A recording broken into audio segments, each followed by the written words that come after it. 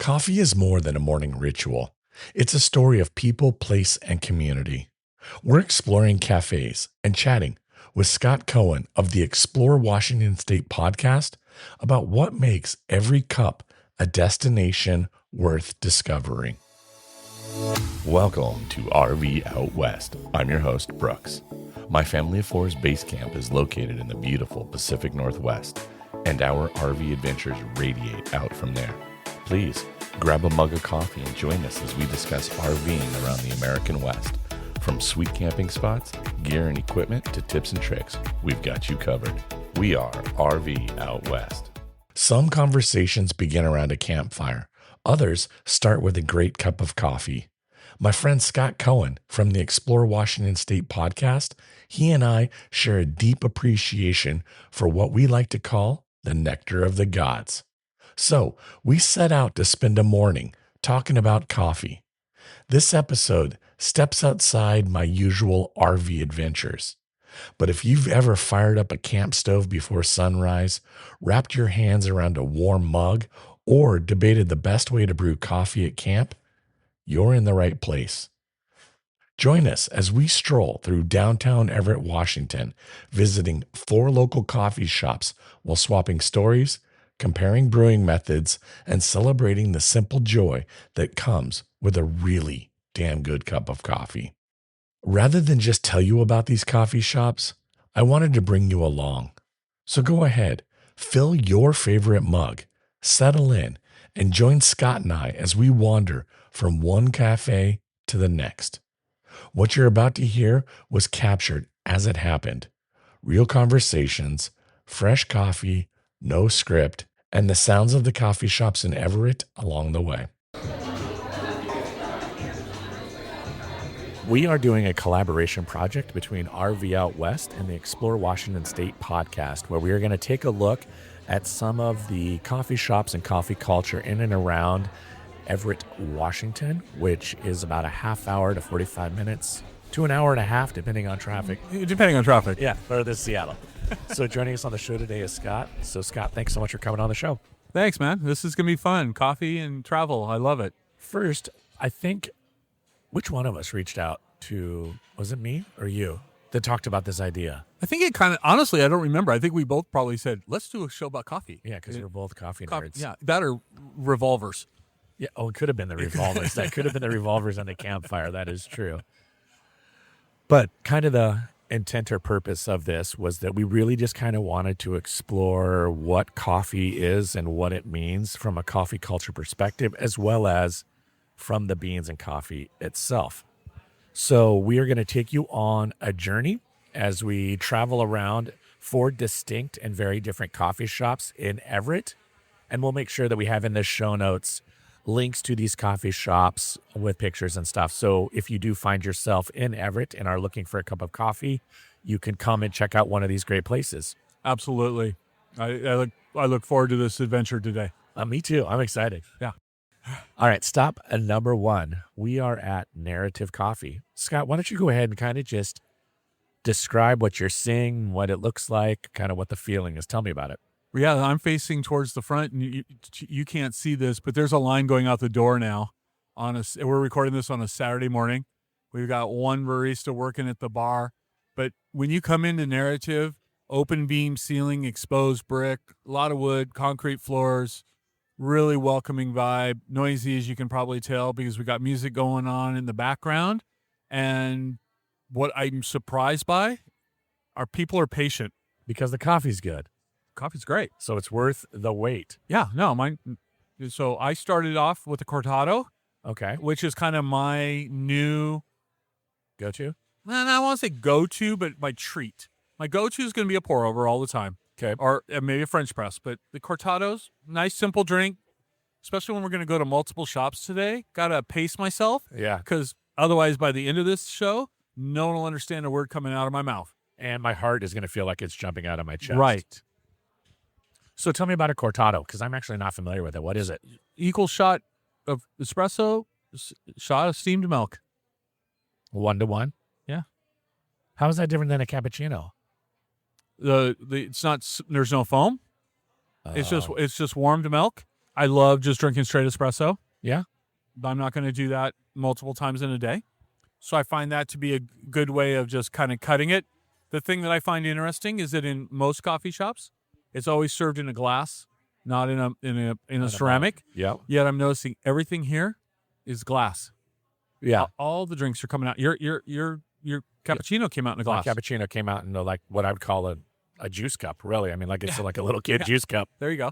I love the exposed brick in this place too. It kind of gives that charm of Everett where, it's that mill town, and it kind of... What would be really fun to know is the history of this specific building. What was here? Because this building's probably 1920s, I'm guessing. Yeah. So as Everett has changed over the last 100 years, wonder what's been in this building. Yeah, me too. I don't know. I have no idea. Yeah. The other thing I would say is the food here is fantastic. They do a lot of really good kind of, you got your traditional pastries and coffee shop, those kind of things. But also, like I started with the ham and Gruyere cheddar cheese, and that is my go-to here. I love that sandwich. I can't say it's my go-to, but I followed along with you, and it was a great choice. It was excellent. I never thought of a ham and cheese as a breakfast sandwich. I don't know why not. Add an egg to it. And it's right. Right. But it's it was sourdough too. It was wonderful. What I'm noticing also is that almost everybody's getting food. It's not just come in and have coffee. It's just not just coffee and go. It's coffee, come in, sit around. There's conversations going on all around us, and almost everybody has food. Yep. And I love how they have the 2 couches up in the front of the shop that are facing. So if you're here with 4 to 8 of your friends, you can kind of sit and almost like be hanging in a living room in your own little corner of the world. Right. And then also they got the window seats, so you could sit out there and watch the world go by. Kind of busy out there today. Yep. So a lot of people watching. And I like that it's right in the core of the heart of downtown. It's a pretty cool spot. Yeah. It's been around. Originally, it started with a gentleman by the name of Maxwell, who originally started a coffee business with just a single coffee cart in Everett. Oh, really? It was just set up outside, kind of targeting the downtown core of businesses. So people on a lunch break, or, hey, it's 11 o'clock, I want to get away from my desk and, go grab a cup of coffee. And Maxwell started that, and the coffee cart was doing really, really well that he decided he wanted to open up a brick and mortar. So how I first heard about this place was a very dear friend of mine who I met when we worked at the Evil Coffee Empire. He would love to take me around Puget Sound and go, hey, let's go try coffee here. And this was his absolute favorite place because he lived in Edmonds, so it's easy to get up there. Yep. And he would, and whenever I'd come over, he'd drag me here, and it's like he loved the fact that they had rotating coffees here. It's kind of like your local pub scene where you could get rotating taps. They were doing that. And that was, to me, this was the first coffee shop that I was ever at that wasn't just serving one brand of coffee.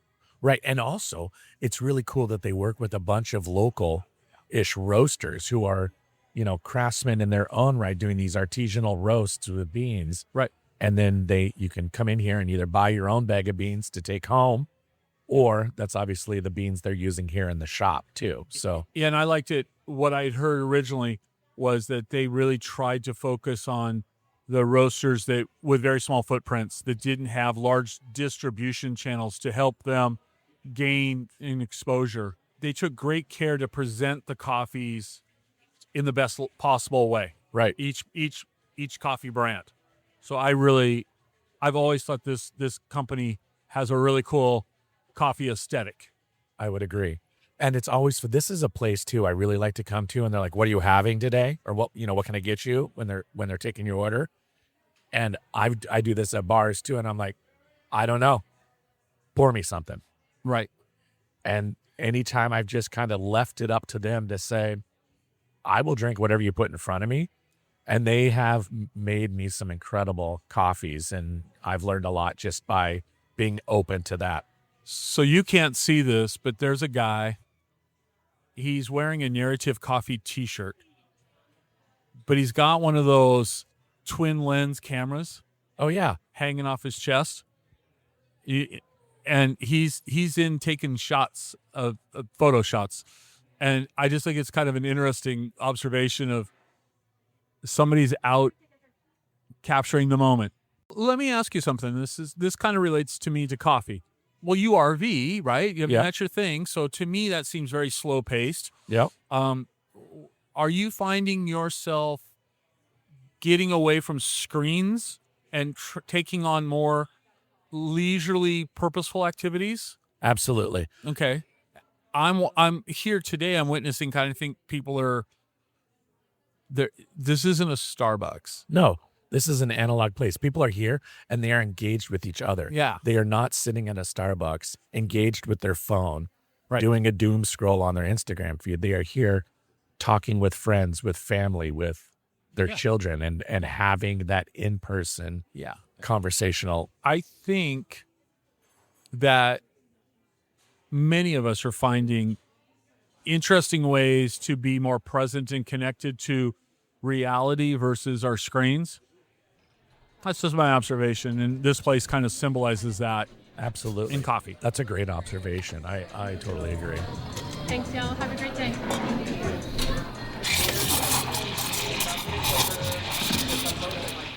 So we have moved down really about half a block, if even that, from Narrative, and we now find ourselves at Nadine's Coffee. It's quieter, it's calmer. If you're looking to just come and sit and have a conversation with a friend, there's a couple to our right here that are quietly sitting and deep in the throes of a game of chess. You've got mellow, iconic coffee jazz music playing in the back. I'm getting some kind of Girl from Ipanema. Oh, the music just ended as I said that, but the music I was getting kind of the Girl from Ipanema loft style with open air ducting, beautiful old hardwood floors, beautiful wood. It's kind of a really cool mellow place. I could come and sit here and either just pound away on my laptop and do some writing, come in here, sit and have a cup of coffee and read a book, or play a game of chess, hang out with a friend. You wouldn't use the little piano? I don't think that's a piano. Is that a harpsichord? What is that? I don't know. It's a little kid's organ. Is it? Yeah. It's the old school. It's got the buttons like accordion. It's like buttons like on an accordion, but it's more just, this was probably a kid's toy in the 50s. That is super cool. So let's jump into the coffee. You copied me here. I did. So tell me, what did we order? Because I just got what you got. So tell me what we got. Called the 1-in-1. Okay. What is a 1-in-1? It was a shot of espresso with a glass of sparkling water, chaser, and then a cortado. Which you haven't had a cortado before, have you? Negative. I have Okay. not. So you just finished your espresso shot, I did. and you haven't tried the cortado yet. I like the presentation. I think it comes on a little platter here. It's kind of cool. I always, sparkling water to cleanse the palate. Not to sound like a coffee snob, because I'm not a snob. I just like coffee. What is the Rainier of coffee? The what? What is the Rainier of coffee? Starbucks. Starbucks, you'd say, For is me. for you. That's the Rainier of coffee. Yeah. Okay. True confession time. Yeah, absolutely. Right. So I got to say two things. Okay. Number one, Explore Washington State. My site, my podcast. My sponsor is Island Time Coffee Company, which is a friend of mine. It's a little micro roaster up in Whidbey Island, and I genuinely love his Island Sunset French roast. But when he doesn't send me my care package, my go-to is Safeway's Italian roast. Okay. I find it to be an eminently drinkable cup of coffee. I use an AeroPress at home primarily. Yep. And it makes a nice drinkable cup of coffee. That's my, Your go-to. well, not my go-to, but that's my daily driver, if you will. Okay. Okay. How about you? Lately I've been on a Stumptown kick. Okay. So I've been getting Stumptown. Now, which Stumptown are you getting? The yellow bag. The yellow bag. I can't remember. Homegrown, I think, is what it's the stump down homegrown, and I believe it's the yellow bag. So that's kind of recently been my go-to when I'm making it at home. But back to the AeroPress. I got one on your recommendation from a few years ago, and I've used the AeroPress a lot, especially during the snowboard season, because it's my like go-to for tailgate coffee after a day of being up on the mountains, snowboarding all day, and I'm about to make the 1.5-hour drive home, coming down off the mountain pass, need a fresh cup of coffee, and so I use the AeroPress. I just realized something literally about 3 weeks to a month ago. I think I've been doing it wrong. So what happens is when I use the AeroPress, I put the ground beans into the press, I add the water, and then I've been keeping it like the plunger facing the sky. So as it's blooming, the gravity is still putting it into my cup. And so by the time I go to depress the plunger, like half to 2/3 of it has already kind of gone into the cup. So I realized there's an attachment, or not an attachment, but a thing came with the AeroPress that I've left at home. I've never taken. So when it's blooming, it sits plunger down and that rests, so that doesn't happen. So that's called the inverted method. Yeah, well, I just discovered that by default. I was like, oh, I should try it this way. And So I have another question for you. Are you using the paper filters? yes, and I do two paper filters. Okay, so I use the stainless steel metal filter. Okay. And I do that because my good friend, that was one of his recommendations when he introduced me to the AeroPress Okay. and to the cult. Yep. And back then, AeroPress wasn't even selling stainless steel filters. The company has changed a lot over the years for the better in a lot of ways. Okay. But then I started looking on YouTube of like are you aware that there's AeroPress championships? No. There's coffee competitions where baristas they have them in Seattle on occasion. They come in with their best AeroPress recipes and compete. It's crazy. That's wild. So my recommendation to you is the inverted method is a great way of doing it. Okay. Letting it bloom, giving it a quick stir, and then inverting it onto the cup in one quick motion. Yep. Careful, if your plunger's not really secure, it can pop off and you will get hot grounds on your hands, which is no fun. Yeah, I can see that. Safety happening. first. Yep, safety first. Okay, Okay. that makes sense. I'm with you. All right. Okay. So I love coffee shops that have AeroPress as an option. How many coffee shops have you been to that have AeroPress options? Blue Star Coffee and Twisp, Okay. great coffee shop in the Metro. I mean, I love what they're doing. There's one, I cannot think of the name of it because I'm on the, you put me on the spot, down in Vancouver, that they also competed in the AeroPress competitions. Okay. And there's one in Wenatchee that offers it. Okay. And more of them are doing it because in my opinion, it's a little easier than doing a pour over for the barista behind the counter. Yeah, that makes sense. And then if you go to like coffee shops. But essentially, wait, hold on. Essentially, sorry to interrupt, but essentially an AeroPress is just a French press. How is an AeroPress different than a French press? It's the same concept. It's a hybrid. It's a hybrid because it's, number one, the grounds are finer. So it's not as coarse of a grind as with a French press. So the flavor profile is different than what you get on a French press. AeroPress is a cleaner cup of coffee without the sediment of most French presses. Okay. Yeah, that's and fair. I love French press coffee. This is no fine. shade. Second of all, except I will say this. I have not ever been good at making a single or 2 cup French press. Yep. I'm getting a good cup of coffee. I have to make a big 8 cup to get good coffee. And then I the find by the time I go back for the second, it's cold. Cold. So I like the AeroPress because it gives me that. So it's kind of a hybrid between an espresso shot and a French press. Got it. Okay. That's I can my see that. interpretation. Yeah, that's a good interpretation. Yeah. You know what's interesting about a French press? And again, I'm about to give medical advice. I am not a doctor, so take this with a grain of salt. But many moons ago, I worked with a professional dietitian at one of my previous jobs. And she shared with me something about French presses that if you were on a statin, There's something about the way the French press does whatever, and it messes with your LDLs. And something along those lines. I don't know all of the detail, but she was like, if you're on a statin, you shouldn't be drinking French press, at least on a daily basis as your regular that's cup of the coffee. perfect reason for me not to do that. Yeah. So there you go. I'm not on statins, and I don't want to be. So, okay. Yeah, there you go. All right. So here at Nadine's, they don't offer AeroPress. That's fine. Okay. But they do have French press offerings, which we didn't try. What did you think of your cortado?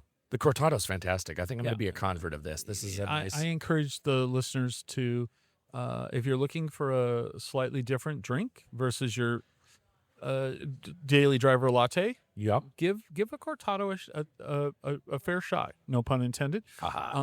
Give it a fair because it's a nice simple drink. Yeah, and I like that again. You called it out that they come in these nice little kid juice cups, and so to be able to sit here and have it be in my juice cup has been a nice little.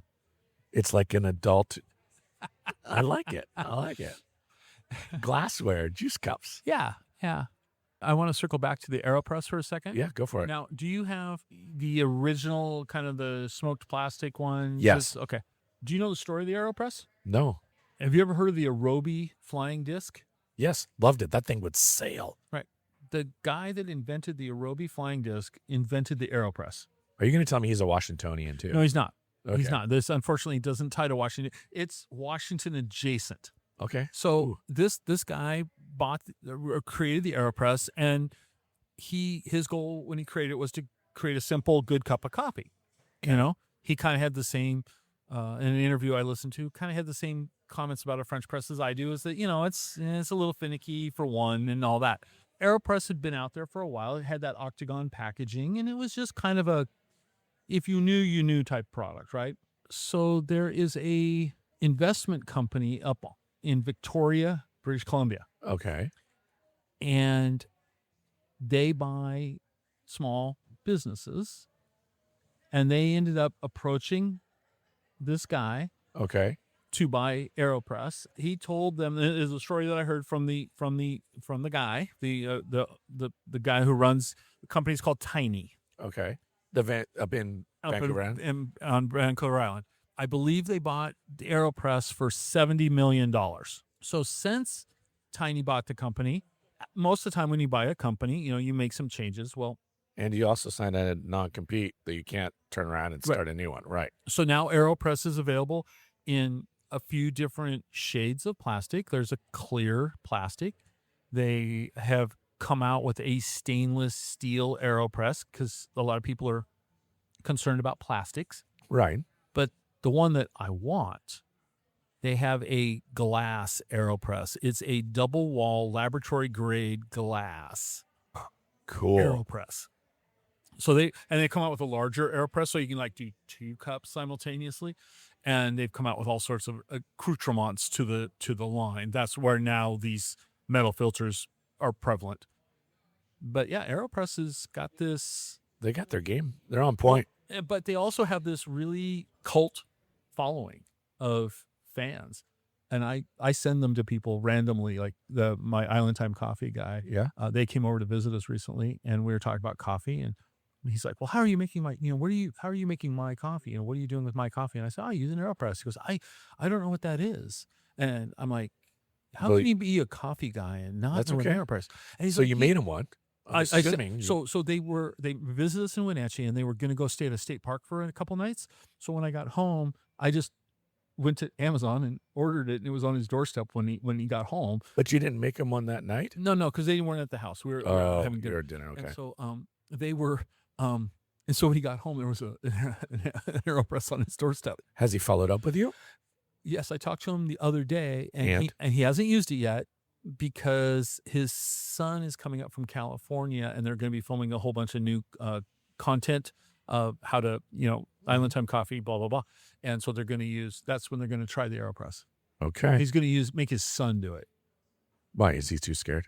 I think he's,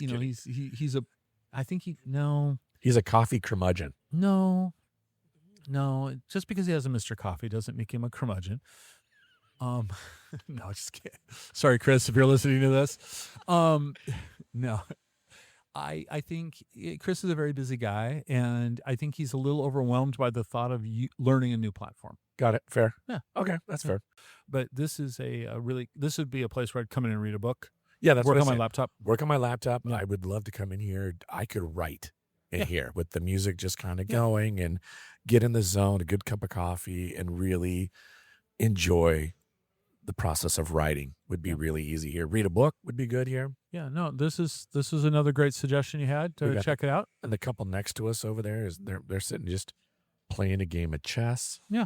Lots of plants here that I like. No, it's very cool. Yeah, it's a cool spot. So Nadine's Coffee Shop, right in the core of downtown Everett. The one thing I do want to call out, if you decide to come to these coffee shops from, say, Mother's Day weekend through till, I don't know, I think it's like early October, Mm-hmm. on a Sunday, the farmer's market is happening right out in front here. And so the farmer's market's really cool to come and visit too. All sorts of not just produce and handmade artisanal food products, but also there's other, artistry craftsmen as well selling their wares. So you could easily come, grab a cup of coffee, sit, and then just right outside the door of either one of these two coffee places, go and explore the farmer's market. I will say this about Nadine's: it's not on the street itself. It's not a storefront on Correct. Wetmore. So you have to go kind of into the parking lot and look for the sign. Right. It's not hard to find, but you're not going to stumble on it if you're walking just down the street looking for it. You're going to miss out. So be on the lookout for that. I would agree. So if you do find yourself in Everett and you're looking for a different experience, a little quieter, a little more laid back, Nadine's is a great place to come for just a great cup of coffee and a pastry.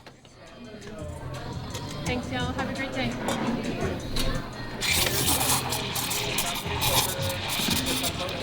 We've made it through 2 of our 4 coffee stops and covered everything from favorite coffee drinks to the AeroPress, and even tackled the question, what coffee is the Rainier of Java?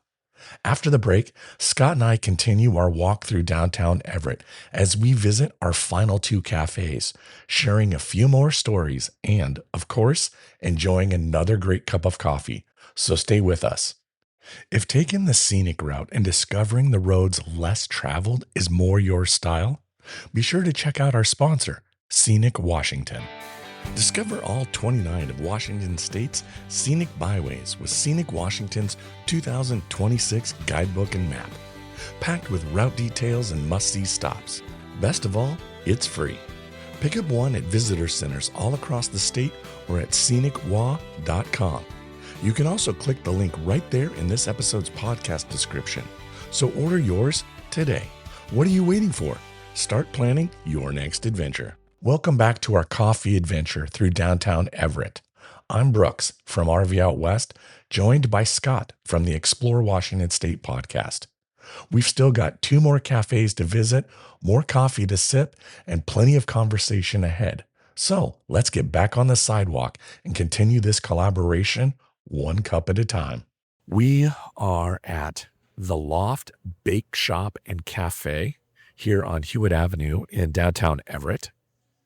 About a year ago, April, this coffee shop sold and has been under new ownership for just a little over the last year.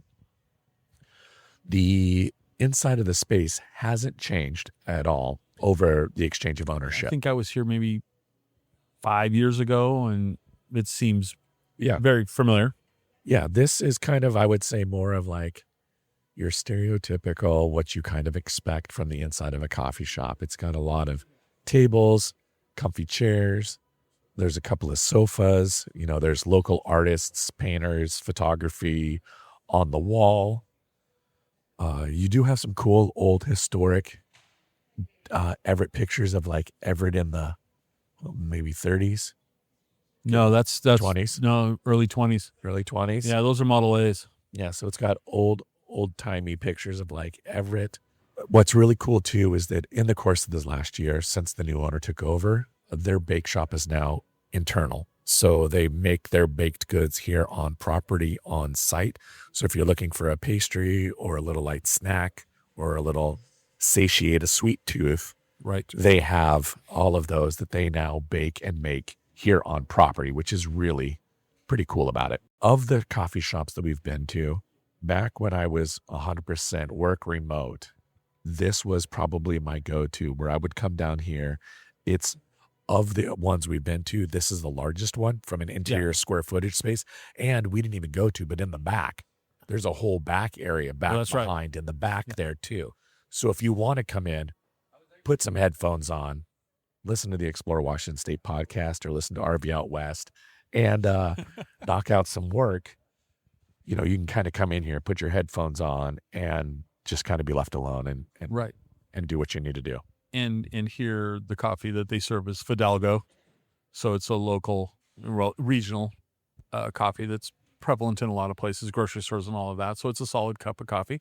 I'm drinking the cold brew. Brooks is copying me, drinking cold brew as well. Yep. Full disclosure, we're doing 4 shops today. We have to pace ourselves. Yeah. So cold brew is a little easier for me sometimes. Yeah. It doesn't feel like coffee, but it's coffee. So when you were coming here before, kind of as your, remote work spot, what were you drinking back then? I'm kind of boring. I'm an Americano kind of guy. Mhm. I just like a good cup of black coffee. Well, yeah, there's nothing. I hate it when people go, "Oh, I only like good No. coffee." I mean, No, I love a good Americano black coffee. I'm not going to put the sugary crap in my coffee because I want to taste the beans. I No- wanna no taste the hate. coffee. I'm not hating. I'm not hating. It's just I don't need all of this sweet sugary.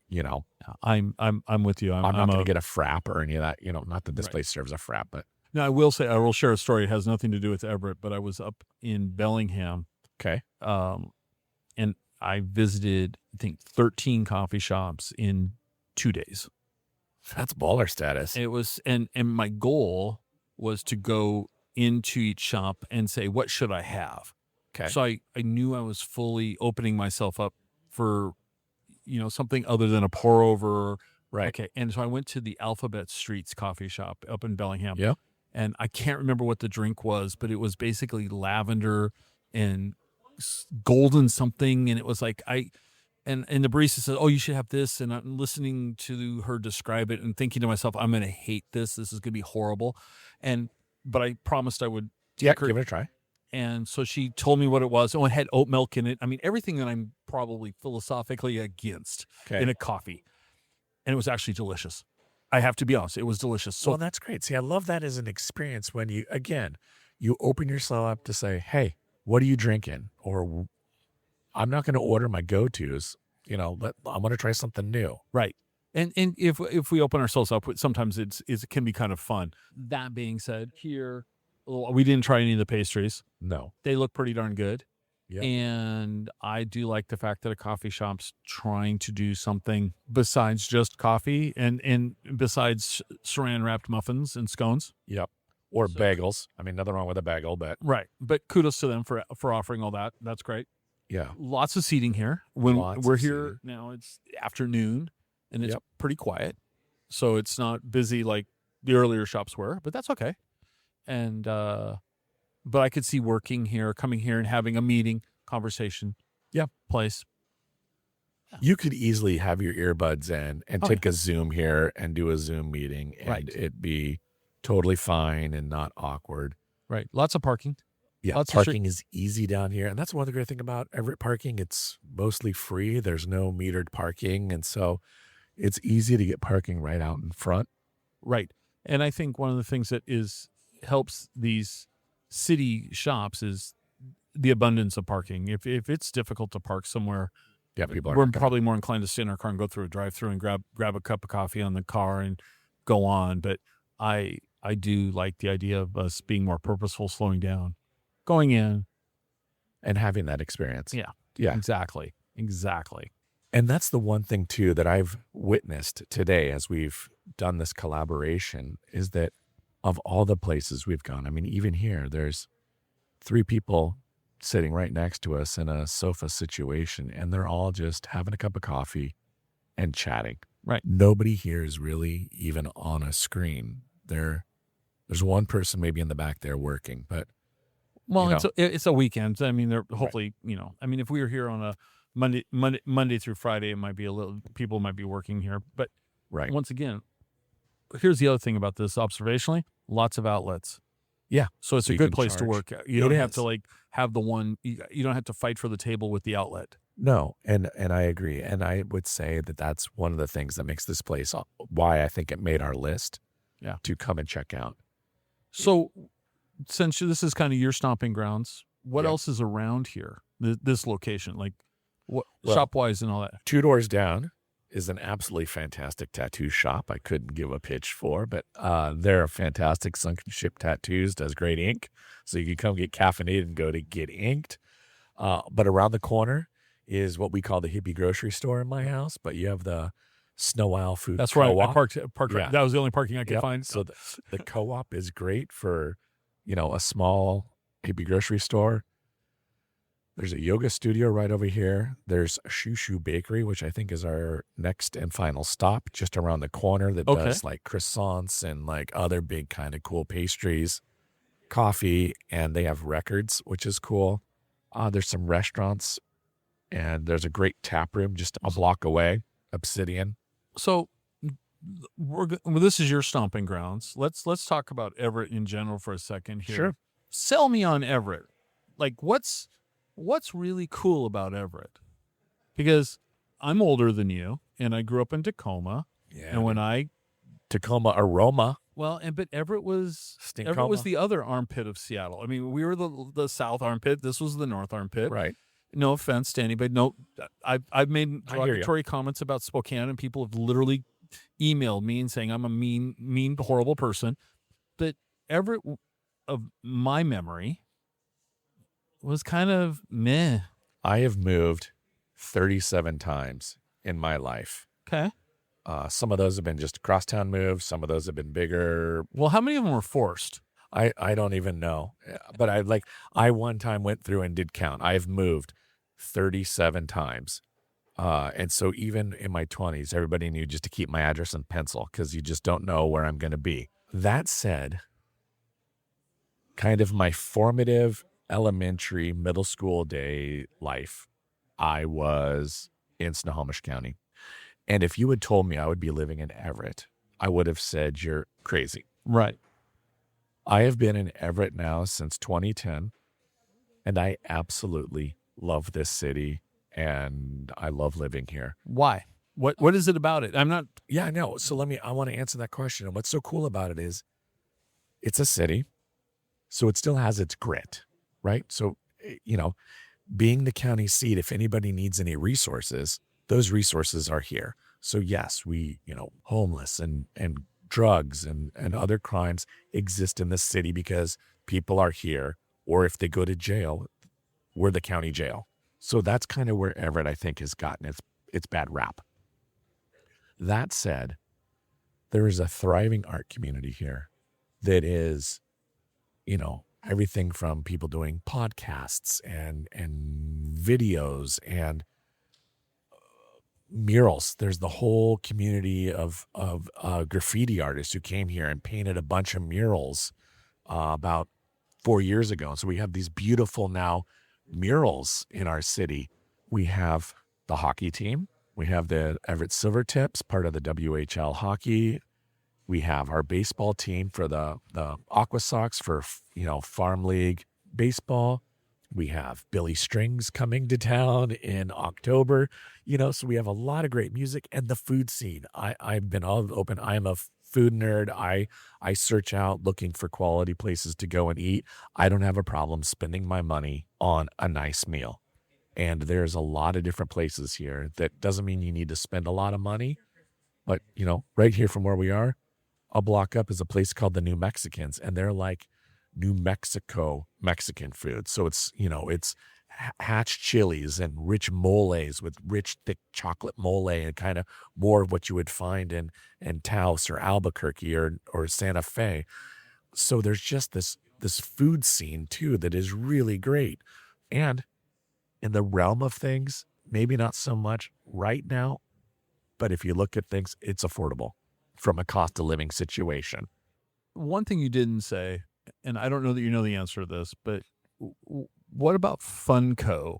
For somebody who's not from around Yep, the area, they might still know of Funko toys. Yeah, the Funko Pops, big puppy. How did that get started here? Do you know? I don't even know. I don't know. And the other thing I will say, transitioning, the waterfront down here is bumping. Yeah. I mean, there are so many great restaurants, and there's distilleries and breweries and tap rooms all popping up down in the waterfront now too. Right. That is just live music in the marina. They're doing all the FIFA watch parties right now. So there's all of that stuff going on that just makes this, farmers market, the sort of culture. There's all of these different kind of street things over the summer that just happen here. So lots of things are happening here. Okay. I'm saying this tongue in cheek, so to speak, but Bring it on. it's really cloudy today. It's not blue sky. I want blue sky. That's my. That was yesterday. I know. Yesterday was, from what I was told, yesterday was a bluebird day here, if you will. It was beautiful. So far, we're this episode is mostly coffee, but we're throwing in some local stuff. What you get? I'm going to give you one last question about Everett, and for this question, you can snap your fingers and you have ultimate power. Okay. What would you change? Ooh, what would I change? Man, we got a record store that's awesome. I don't know if there's anything right off the top of my mind. Well, I've got something I'd change from what I've seen today. What is it? Coffee shops that say open past 3 p.m. Oh, yeah. That's a really solid point. None of the coffee shops here are open past 3, which is That's my ridiculous. negative, I will say. That. I don't mean it negatively, but my wish as someone who's coming to Everett, and on my show, you've been on my show. Yep. And I always ask you, where's a great place to get coffee near you? So, Brooks, where's a great place to get coffee in Everett? And you're going to say, the Loft or Narrative or wherever you want to say. My follow-up question would probably be, how late are they open? And you're going to go, they close at 3. And that's, as someone who's coming into town as a quote-unquote tourist, for lack of a polite word, I would like them to be open till 5 o'clock. That would be my request of Everett, is that let's get those coffee shops open past 3 p.m. Yeah. I got to believe you guys are drinking coffee here after 3 p.m. Yeah, I think that's fair. Should we go to the next shop? I think we should. Awesome. We're going to mosey just around the corner, and our next and fourth and final stop is Shoo Shoo Bakery. Thanks, y'all. Have a great day.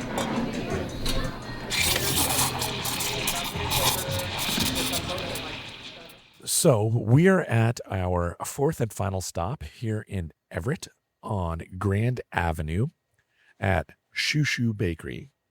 This is more of a bakery than a coffee shop, but they have incredible pastries. The croissants here are off the hook. The baguettes, the French breads, the sourdoughs, this is a true, boulangerie. If we were in France, I would call this like a boulangerie. And you can come in and get a nice cup of coffee. They'll pour you an espresso or make you a cappuccino or a breve. I had a breve. So they have all of that. It's tiny. There's only 2 tables inside. Outside, if it's a nice, sunny, beautiful day, there's a bunch of outside patio seating, so you can kind of sit outside and do that. But what I love about this place is the turntable with a ton of dusty, musty records that I have no idea. You might find Lawrence Welk to I Found Men at Work Cargo. And before we started recording, I was busting out a little Men at Work, which is amazing. I'm looking up there at the platters. Yep. I found the Guess Who. They had the Smiths. I found Santana. Yeah. It'd be kind of fun to go through this and find what we think is the most, dare I say, the hidden gem. Ooh. Okay. Yeah. Nice. Album wise, what would be like, let's play this. Herb Alpert and the Tijuana Brass. Yeah. Okay, I think there's Sarah McLachlan there. Yeah. See, which that's sad music. I can't do. I can't do that. The Zap Band. Oh yeah. Now you're dating yourself. I know. But and then anyway, I'm looking. The albums here all look like they were from the discard bin at a vintage store. I was going to say at a Value Village or They're some sort of. trashed. I mean, the spines are trashed. You These are not taken care of. You cannot read the spines and go, oh, there's this or that. No. And that's kind of cool because Then you got to dig. And I'm a crate digger. yeah, no. And but I have no problem with playing it either. Like, that's the whole point. It's like, oh, this is a pristine da-da-da. No. No, Play I it. like that. I'm going to, full disclosure, Brooks tapped out on coffee. He didn't have coffee here. Nope. So I can only speak to this. So I had an 8-ounce breve Yeah. because I'm a coffee guy. And they serve Olympia coffee here, which is, one of those regional brands. Yep. It's regional roasters, got a big presence. Yep. It's good coffee. It's very good coffee, but it's not like, oh, I found that brand of coffee that's hard to find. No. And like I said, this is to me more of a bakery than a coffee shop. Yeah, but they have a full-on espresso machine. They do. They're equipped to present good coffee here. So I'll give them.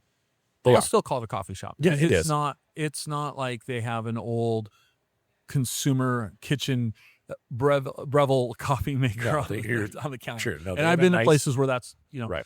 and the coffee, you're like going, oh, this presents coffee well. To me, this is a place I come in to take just a quick break, sit down, have a pastry, really to have a croissant here. I'd probably spend more time digging through the albums, to be honest with you. Right. And going, what's this one? And put it on for a few minutes and here's the other thing. The turntable's beat up and it's approachable. That's where I'm going with this. None of this equipment is like, can we use it? No, it's here to be used. Now they have here's a sign. You can't read it because it's behind you, but it says, please do not stack records on top of the receiver. Thank you.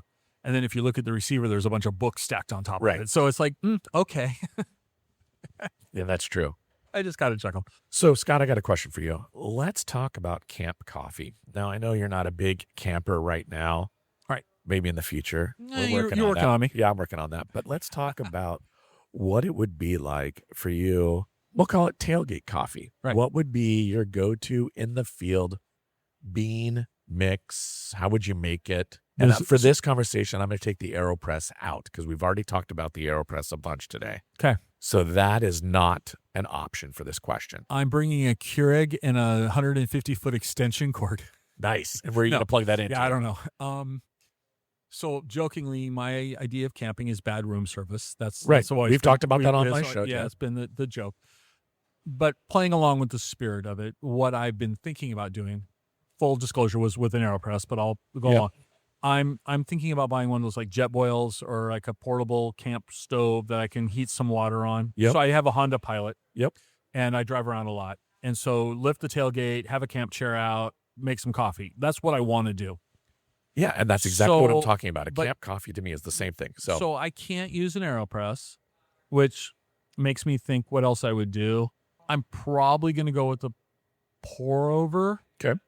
And because it's a pour over, which to me can be a little more finicky than the AeroPress. See, the beauty of the AeroPress is it's I got that dialed in. And in an AeroPress I kind of fiddle, or not, excuse me, with the pour over I kind of fiddle more. Yep. And I think of camp coffee, what I think of camp coffee is that it's saving me from going through a drive-through at a big box brand, whether it be Starbucks or Dutch Brothers. I don't want to.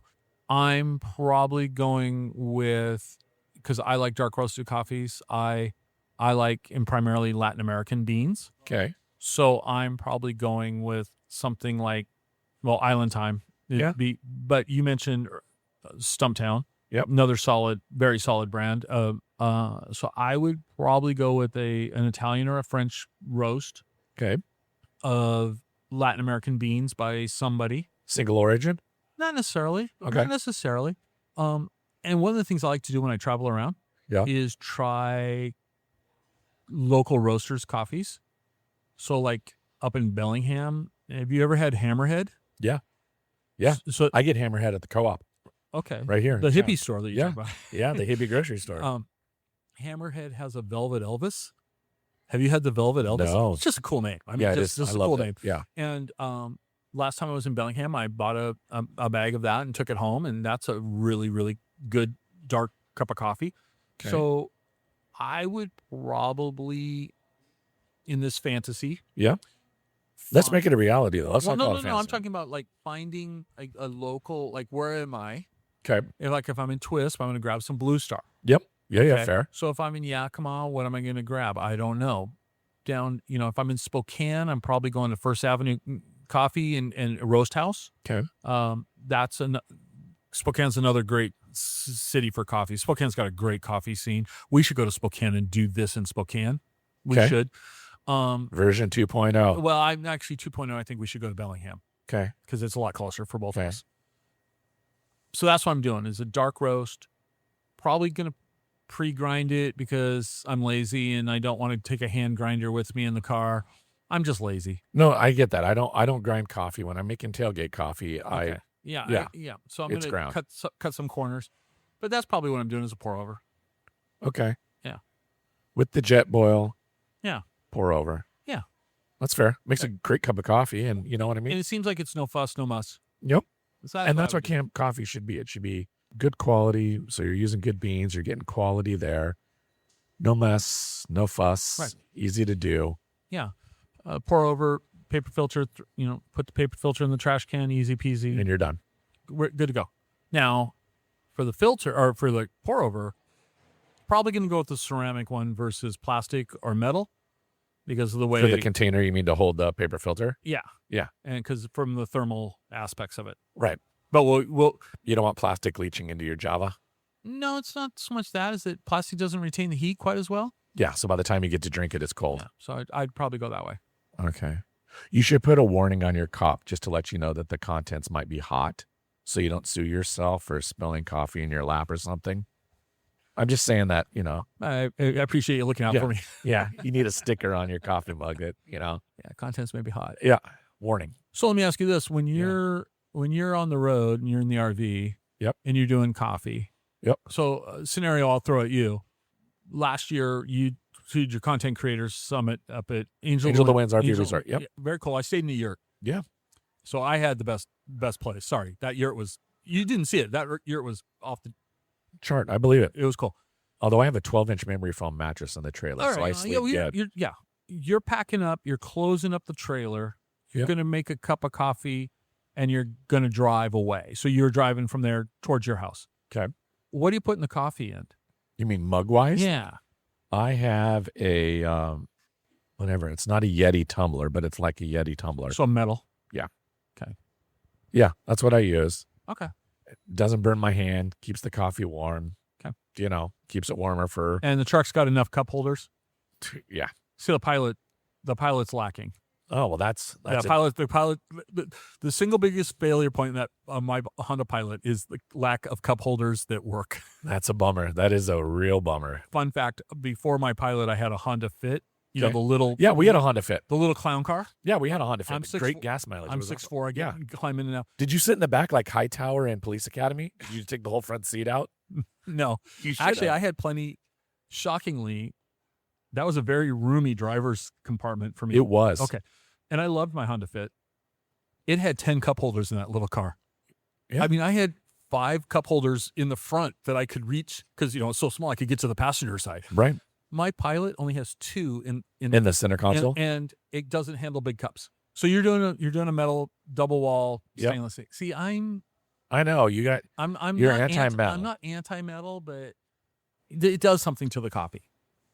But I've yet to find a good ceramic travel mug. Yeah. All right. Yeah. Let me ask you this. Yep. We've been to 4 shops today. Yep. I'm not going to ask you to pick your favorite. Okay. But give me the high point of today. So that's a really good question. When we planned this trip and looked at doing this kind of collaboration tour, these are 4 very different establishments. And so it's not like I can compare them apples to apples, even though they all kind of fall under the coffee shop window or umbrella, if you will. They were 4 very distinct different places. I would say Narrative and Nadine's are probably the most similar in atmosphere, vibe, quality of coffee and presentation and all that. They were both, high end. You can tell that they really, really, really care about Right. the quality and the presentation of how they do their coffee. The Loft is probably one of my most go-tos here in town because I can sit, get my work done, or, take my laptop and do what I need to do. And they make a great cup of coffee and it's no frills and you just go in and get it done. And then here at Shushu, again, this is a place I come for a croissant, but they sell out of croissants often. So if you're here at 3:00 in an afternoon, they're not going to have croissants. You got to come in the morning. But okay, I'm going to pivot the question slightly. So Sure. You mentioned to me in between our recordings, you have a friend in Pennsylvania. okay, Okay. Imagine your friend comes out here to visit you. where would I take him? Yeah. Where are you taking him? If my wife isn't listening, I'm going to take him to a bikini barista. Just kidding. Which one? I don't know. That I don't know. That I don't know. I'm just kidding. I would say probably Narrative or Nadine's, because it's that whole kind of what I would think of, that more kind of traditional coffee shop. Yeah. Place. Showing both of those places to me are, and especially Narrative. Narrative has a very Northwest coffee culture vibe. Yes. Okay. It's coffee forward. Yes. And that's, yeah. It's So that's what I would do. Yeah. Yeah. And you and I were talking about some of the last bastions of coffee shops in Seattle. And so, I had talked about the last exit that was on Brooklyn Avenue in the U District that I used to go to a lot, umpteen decades ago. And that place really larger scale than Narrative is from a square footage space, Right. but very much Narrative brings back to me that reminiscent, Right. minus the stage where last exit you could go in and there'd be, somebody doing acoustic folk music on a guitar, or whatever. Right. So if I were bringing my wife to Everett for coffee, I'd bring her here Okay. because she'd want pastry. Yeah. So she's not as coffee forward. I'd make her happy here with the choices of pastries because I know her taste, and that Right. counter is dangerous. Right. The Loft, however, would probably be a good solid one also for Yeah. her. I think all four of these show to me that coffee's not an afterthought in Everett. No, it's not. And that makes me happy. Yeah. And I think that scene here in Everett, there's a community around it that appreciates being able to go and find a good quality cup of coffee Right. and understand that and have those expectations. So when they go, they know what they're getting, and to be Right. like, hey, So I would say to anyone listening, if you're in Everett, we just gave you 4 places to check out. absolutely. And we will make sure to have in the show notes all of these 4 stops. I'll link to the record store and some of the other places that we discussed. So that way too, there'll be links in the show notes for all this. So you can go over to rvoutwest.com or to explorewashingtonstate.com and get additional information for the things that Scott and I talked I about. got one last impossible question for you. Okay, bring it on. Of all these 4 coffee shops, if I'm bringing my RV into Everett, where's the best parking? I would leave your RV at the campground and come in on your tote or your dinghy, unless you're in a Class B like Sprinter van, then you can find parking. But I would not bring my RV. There's nowhere to park. Okay. There's really Good to nowhere know. park. Yeah, there's Good to nowhere know. to park. You're not going to pull your 36-foot Airstream in here? No, because let's be honest, when I'm hooked up to my 26-foot trailer with my tow vehicle, my 1-ton truck, I am 55 feet in length. Yeah, there's no parking. There's no parking there's for that no here in place town. for anywhere here in town. All right.